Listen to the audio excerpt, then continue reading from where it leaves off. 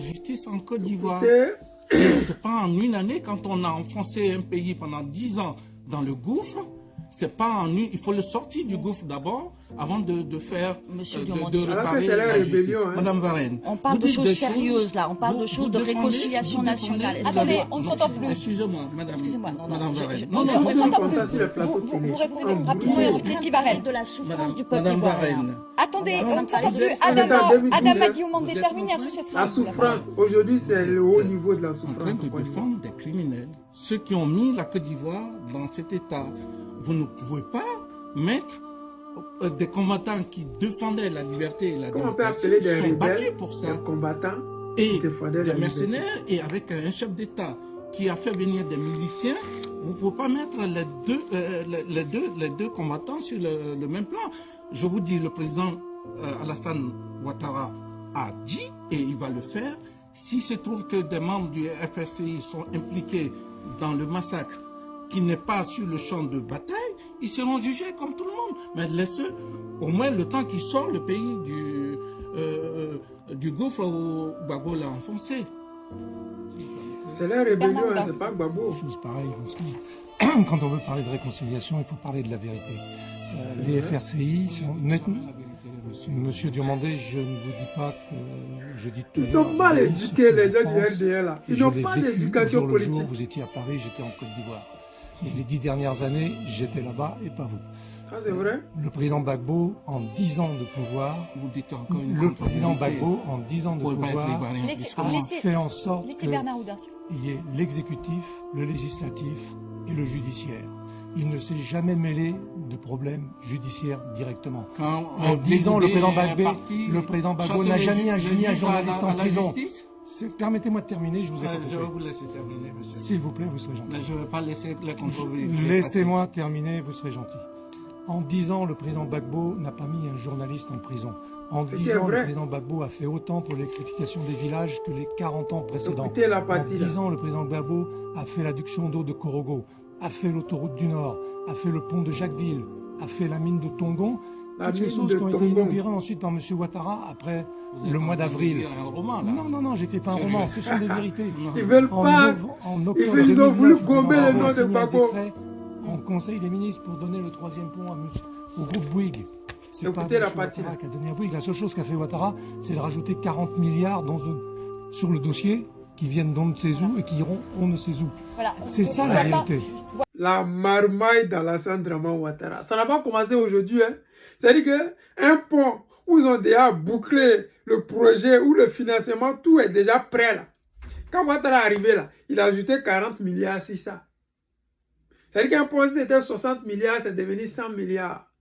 Où allaient les 40 milliards? Qu'est-ce qui a fait qu'il y a eu bon de 40 milliards sur un projet que toi, tu n'as pas trouvé le financement, tu n'as pas fait le financement? C'est ça Alassane Draman Ouattara, la marmaille. Aujourd'hui, on arrache terrain des Ivoiriens, un terrain que tu as payé à 30 millions. Les gens viennent revendre ça à 2 milliards.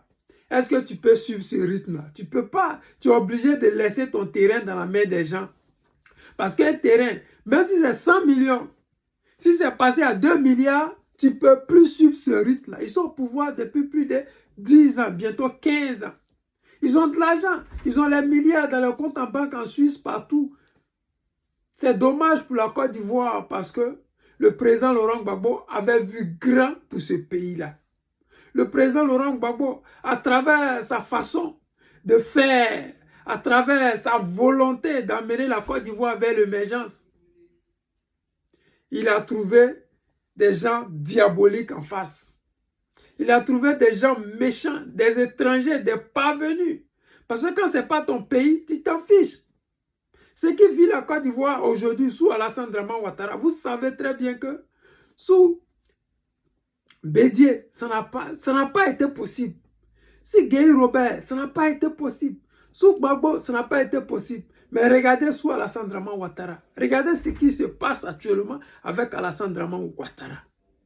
C'est la souffrance. Mais cette souffrance a été décriée sur le plateau télé en 2012. Ça fait déjà plus de 15 ans. Les Ivoiriens souffraient déjà en 2012, mais les Ivoiriens souffrent actuellement en 2025. Pourquoi est-ce que Draman a échoué?